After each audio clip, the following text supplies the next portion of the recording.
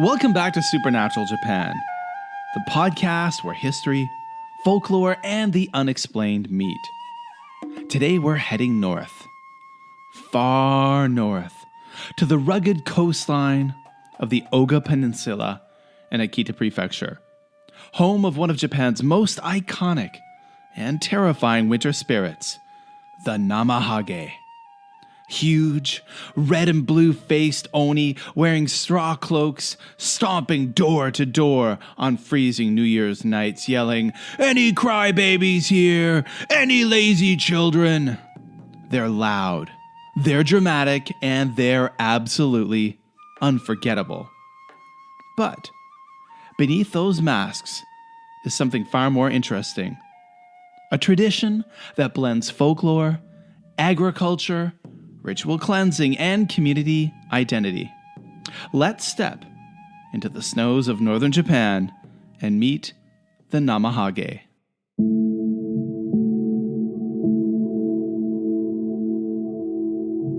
If you ask a local in Oga what the Namahage are, you might hear two answers, both true. First, the folkloric version. Namahage are oni-like spirits, roaming houses on New Year's Eve to scare away misfortune and remind families, especially children, to work hard, study, and behave. They're terrifying, but ultimately protective. Second, the cultural version. They are young local men wrapped in heavy straw coats called kaide, wearing menacing masks, visiting each home as part of a centuries-old ritual. In other words, they are both demon and neighbor. A perfect example of how Japanese folklore blurs the line between myth and community tradition. The origins of the Namahage stretch back hundreds, possibly thousands of years. There are several theories. One being a ritual of agricultural purification. Many scholars believe Namahage evolved from a New Year's visiting deity tradition known as Toshigami rituals. These deities bless households for the coming year, and the chaos of the Namahage, storming in, shouting, demanding explanation, symbolizes the breaking of old misfortune to welcome new fortune. Next, there's a warning about laziness, peeling off idleness. The name Namahage comes from the phrase namomi o hageru, to peel off heat blisters. In old Japan, people sitting too close to the hearth during winter would develop red patches on their skin, seen as signs of laziness. The Namahage, it is said, would tear off these marks of sloth, forcing people to get up and work. Next, you have the oni brought by foreign visitors. A more legendary tale claims the Namahage were once 5 oni who descended on the Oga Peninsula, demanding food and causing havoc. Locals tricked them into a contest. If the oni could build 1,000 stone steps in one night, they could stay. They failed the task by a single step and agreed to leave. This myth mirrors many Japanese folktales. Supernatural beings tamed and transformed into guardians. Regardless of which origin you prefer, the idea is clear. The Namahage represent fear as discipline, chaos as renewal, and winter as a turning point.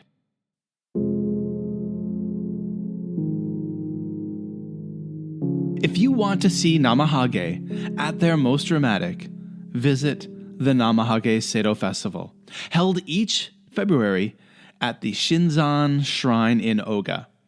This is not your typical matsuri with lanterns and food stalls.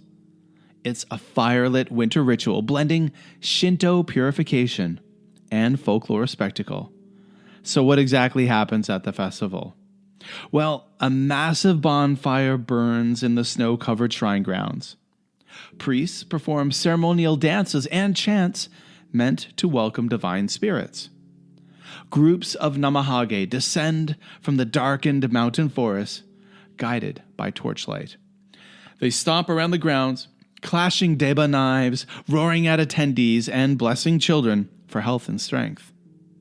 You can witness the traditional creation of the straw costumes and masks, and there are reenactments of the home visiting ritual. The festival transforms the Namahage from a private community event into a nationally celebrated cultural treasure.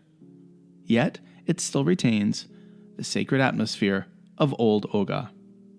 Now, I'm going to share some videos of this on the Supernatural Japan Instagram and Facebook group, so please look at the links in the show notes and follow the show on Instagram, on Facebook, to see what these terrifying oni look like, the Namahage, to see what this festival looks like as well. So why does this tradition survive so strongly today? Well, first of all, it's about cultural identity. For the people of Oga, Namahage isn't a tourist show. It's part of who they are. Many families proudly maintain the tradition, passing the role of Namahage from father to son. Then, of course, you have the social education. In a modern world where scolding children is viewed differently, Namahage serves as a playful but meaningful ritual reminder. Work hard, respect others, and don't be selfish. It's community-driven social guidance. And believe me, as someone who's made their career as a primary school teacher working with children from a wide variety of countries, the lessons of respecting others and not being selfish really need to be taught to so many children and their parents. We are now in a culture of growing selfishness and entitlement, and I personally feel that these lessons are more important now than ever before. I would absolutely love to see a Namahage visit a classroom or two wherever I work. Of course, there is UNESCO recognition. In 2018, Namahage were inscribed as a UNESCO Intangible Cultural Heritage, along with other New Year's visiting deity traditions across Japan. This boosted its relevance, tying Oga's local customs to global recognition. And then, of course, you've got the pop culture presence. Namahage appear in anime and manga, tourism campaigns, they're mascots, and they're all over local goods, even JR trains and airports. They've become symbolic of the wild, mysterious north of Japan. A bit scary, but also warm and welcoming. And last but not least, the Namahage are a living, breathing ritual. Unlike many folkloric customs that fade into museum pieces, Namahage remains alive. Children tremble, adults still participate, and community ties are strengthened every New Year. In a rapidly urbanizing society, Namahage reminds people of roots, tradition, and shared cultural meaning. The Namahage are one of Japan's greatest examples of a living supernatural tradition. Spirits that walk not in distant lands, but in modern homes, snowy streets, and shrine festivals every winter. They are frightening and familiar, divine and human, ancient and modern. And like the best Japanese folklore, they reveal a deeper truth. Sometimes the monsters that scare us are also the guardians that protect us. I'm Kevin O'Shea, and thanks for listening to Supernatural Japan. If you enjoyed this episode, please subscribe wherever you listen to podcasts and leave a review. The reviews help us get noticed in the algorithms, and share it with anyone who loves folklore and the strange shadows of Japan. To see photos and videos of the Namahage and the Namahage Sedo Festival in Akita, Japan, follow our Instagram at Supernatural Japan, and follow our Facebook group as well. Links are in the show notes. You can follow me on Blue Sky and X at Mad for Maple, where I post spooky things, Namahage things, but mostly things about life as an expat living abroad for more than 20 years. That's me. I'm a Canadian who has been living in South Korea, Japan, China, Malaysia, China, bouncing back and forth between Japan and many other places. If you would like to support the show, I would really appreciate it. And you can do that over on Buy Me a Coffee. You can do that as a one-time donation, or you can become a member. The links are in the show notes. You can shoot me an email anytime you'd like at supernaturaljapan@gmail.com with ideas, stories, or just to say hello.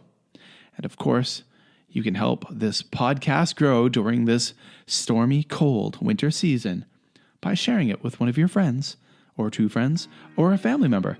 And of course, on your social media to help Supernatural Japan continue to grow. And that's it. Until next time, stay warm, stay curious, and watch out for any loud footsteps in the snow.